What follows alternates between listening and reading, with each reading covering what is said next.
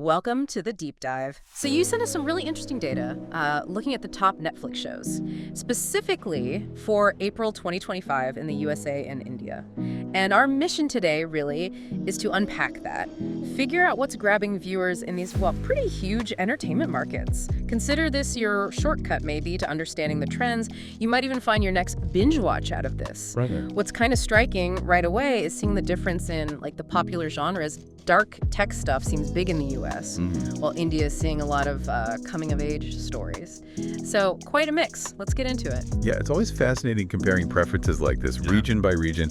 And it's interesting, you see some familiar names popping up, but also completely new concepts hitting the top spots in both countries. It's quite the mix. Definitely. Okay, let's start with the US then. Top of the list, Black Mirror, Season 7. Now, most people probably know this one, right? The anthology series, famous for those dark takes on technology. But here's what caught my eye. This season actually has a sequel to USS Callister. Remember that episode? Oh, absolutely. Hugely popular. So what kind of pressure does that put on them, you think? Making a sequel within an anthology? That's a great question. On one hand, it's almost a guaranteed hook, isn't it? Pulls in the fans who love that specific story. But it also maybe signals a bit of an evolution for the show, perhaps exploring longer stories within that universe they've built. I mean, the core appeal has always been that sharp social commentary, the gripping, often pretty unsettling stories. This suggests they're sticking to that, but maybe playing with the format a bit more. Interesting. Okay, next for the US is You. Season 5, Joe Goldberg is back. Oh boy. Yep, in New York this time. And the premise seems to be him trying to fight his homicidal side, while dealing with family life and, his past inevitably bubbling up. Right. It says a lot about that character that we're, 5 seasons in and still kind of invested in his journey. Absolutely. I mean, despite everything, right, he's incredibly problematic. But that internal conflict, his attempts at seeming normal, it creates this really compelling tension. And the fact that they're calling it the thrilling conclusion, that suggests they're really aiming for a big finish. A definitive end to his story, however messed up it might be. It definitely keeps you watching, wondering if he'll ever, break the cycle or face the consequences. Keeps you on edge. Okay, switching gears quite a bit here. Ransom Canyon. This one's described as a Western romance drama, and they're drawing comparisons to Yellowstone and Virgin River. Ah, okay. Interesting combo. Yeah, so think big landscapes, but also heartfelt relationships, community drama. It's quite a blend. It is.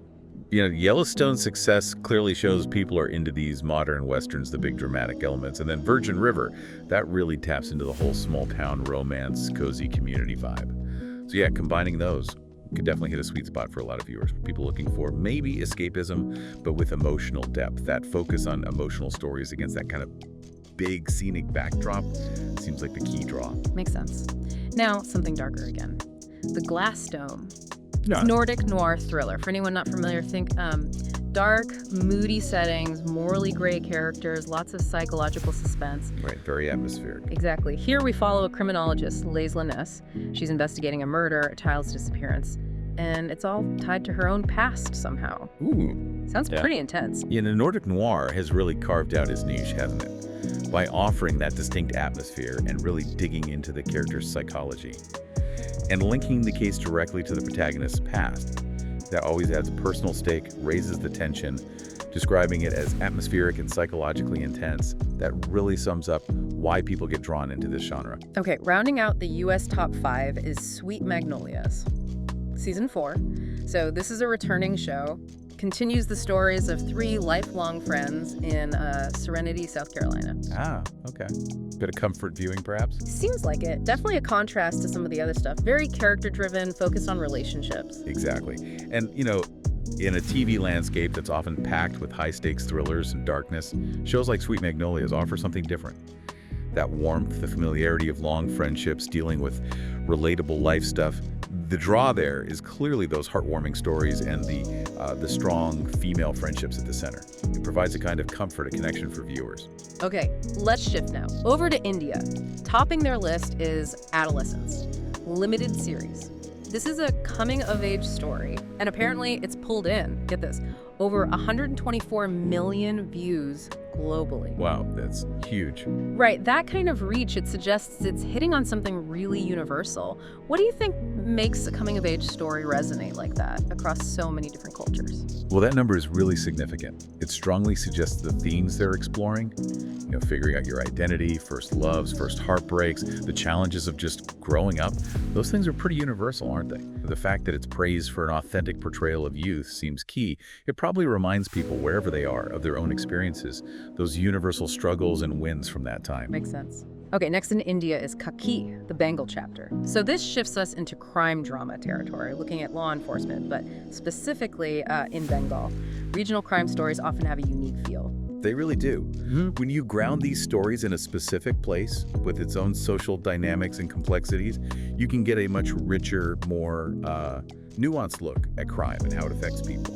The description mentions gripping plot lines and strong performances, so it sounds like they're focusing on what makes crime drama work everywhere, but giving it that distinct local flavor. Then there's When Life Gives You Tangerines, limited series, described as a heartfelt series. Exploring life's unexpected twists and turns. Sounds quite emotional. Yeah, shows described as heartfelt, usually aimed to connect on that deeper emotional level, right? Yeah. Exploring themes like resilience, hope, human connection. The focus on emotional depth and character-driven stories suggests this one is trying to resonate by tapping into those shared human experiences, how people cope when life throws them curveballs. Moving into true crime now, we've got Crime Patrol. 26 germ, 26 cases. The title kind of gives it away, 26 intriguing crime stories. True crime is just huge everywhere, isn't it? It really is. The appeal just doesn't seem to fade. It's likely a mix of things, basic human curiosity about mysteries, wanting to understand why people do terrible things, plus the suspense, obviously. Right, yeah. And mentioning engaging reenactments and suspenseful storytelling for Crime Patrol. That highlights how they draw you into these often dark but, undeniably compelling stories. And then Double Cartel, Season 1. This one sounds really unique. A crime thriller, but it centers around a food delivery service. Oh, interesting. Yeah, that gets tangled up in illegal stuff. That's definitely a fresh angle for a crime show. That is a very inventive premise. Yeah. Taking something so everyday, so mundane almost, and making it the center of danger and intrigue. That kind of unexpected mix can be really effective, grab your attention. Promising a unique premise and thrilling plot twists suggests they're aiming for a crime thriller that feels really different, memorable. And finally, this is fascinating, Black Mirror. Season 7 is also trending high in India. Ah, okay, so it's hitting big in both markets. Exactly. Which really underlines the global appeal of that show, doesn't it? Even with themes that often feel quite rooted in maybe Western anxieties about tech. It really does. For a show that dives so deep into worries about technology and society, seeing it pop up strongly in such different cultural contexts, it says a lot. It speaks to how interconnected our world is becoming, maybe, and how some of those issues it raises are starting to feel universal, even if the local context is different. So just to sort of wrap up the trends, in the U.S., we're seeing strong showings for established shows, genre blends like that Western romance, atmospheric thrillers, but also some comforting drama. Right, a mix of tension and comfort. Yeah. And then in India, big hits include coming of age, regional crime stories, heartfelt narratives, true crime, and these thrillers with really unique concepts. And Black Mirror bridging the gap. And Black Mirror bridging the gap, yeah. That's a key takeaway. What's really interesting to think about is what these different preferences might reflect. About the cultural interests or maybe even anxieties in each place. Like, does the popularity of those darker, tech-focused shows in the U.S. point to a kind of heightened awareness or maybe worry about where technology is taking us? Possibly. And conversely, maybe the strength of coming of age and emotional stories in India suggests a strong focus on personal growth, relatable human journeys. It really makes you think about how entertainment mirrors and maybe even shapes cultural viewpoints. That's a great point. So, looking at this snapshot we've just discussed, is there anything that jumps out at you personally? Anything that sparks your curiosity? Maybe a show you hadn't thought about checking out? We definitely encourage you, the listener, to explore some of these titles if they caught your interest. It's a really revealing glimpse into what's grabbing global attention right now. Absolutely. Ultimately, this look at the top Netflix shows in the U.S. and India for April 2025 just highlights, I think, the power of a good story. How compelling narratives can cross borders, even when local tastes and cultures clearly shape which specific genres and stories hit the hardest in different places. It's kind of a reminder of that shared human thing, right? being drawn to engaging, thought-provoking stories no matter where they come from.